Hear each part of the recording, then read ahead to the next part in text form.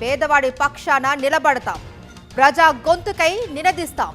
Voice of voiceless, తెలుగువారి మనస్సాక్షి సాక్షి TV. సాక్షి TV ప్రసారాల కోసం మీ స్థానిక కేబుల్ ఆపరేటర్ను వెంటనే సంప్రదించండి. జడ్పీ చైర్పర్సన్ ఉప్పాల హారికపై దాడి చేసిన వారిని కఠినంగా శిక్షించాలి అని వైఎస్ఆర్సీపీ ఎమ్మెల్సీలు డిమాండ్ చేశారు. ఎమ్మెల్సీలు రమేష్ యాదవ్, యేసురత్నం, భరత్తో పాటు పలువురు బీసీసీఎల్ నేతలు హారికను పరామర్శించారు. గుడివాడ నడిబొడ్డున టీడీపీ గూండాలు చేసిన దాడిని తీవ్రంగా ఖండించారు. దాడి సమయంలో 50 మంది పోలీసులు అక్కడే ఉండి కూడా ప్రేక్షక పాత్ర వహించారు అన్నారు. పోలీసులకు మహిళలంటే గౌరవం లేదు అని, కూటమి సర్కారుకు బీసీలంటే లెక్క లేదు అని విమర్శించారు. రాష్ట్రంలో నారావారి రెడ్ బుక్ రాజ్యాంగం నడుస్తుందని ఫైర్ అయ్యారు.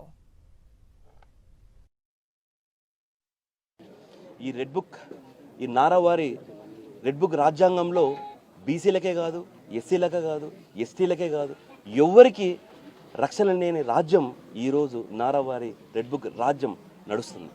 పోలీసు వాళ్ళు కావచ్చు, లేకపోతే అక్కడ ఉండే కూటమి కార్యకర్తలు కావచ్చు, ఎంతమంది కారు మీద పడి ఎన్ని అనరాని మాటలు అనేవి కూడా అవన్నీ ఎవిడెన్స్ ఉన్నా కూడా ఈరోజు మేము కేసు పెట్టేదాన్ని పోతే మా మీద రివర్స్ కేసు పెట్టి, అంటే మా దగ్గర సాక్ష్యాలు ఆధారాలు ఉన్నా కూడా ఈరోజు మా మీదనే కేసులు పెట్టే వ్యవస్థ ఈ నారావారి రెడ్ బుక్ రాజ్యాంగంలో పొందుపరుచుంది.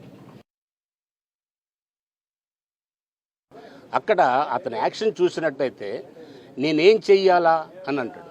నేనేం చేయాలని ఇక్కడికి పోలీసు ఎందుకు? ఇప్పుడు ఆపదలో ఉన్నప్పుడు ఒక జడ్పీ చైర్మన్ మరి ప్రమాద స్థితిలో ఉన్నప్పుడు అంతమంది 30-40 మంది పోలీసులు దగ్గర పెట్టుకొని ఒక డిఎస్పీ అధికారి నేనేం చేయాలనేది ఇక్కడ క్లియర్గా వీడియోలో కనిపిస్తుంది. ఇంకొక పోలీస్ ఆఫీసరు మరి తాగున్నారు మేమేం చేయాలంటారు. అంటే ఏంటి అంటే మీరు ఎంకరేజ్ చేస్తున్నారా? ఒక మహిళని చంపడానికి వచ్చినా కానీ మీరు అంతే కదా, చంపినా కానీ మీరు అంతే కదా చేసేది.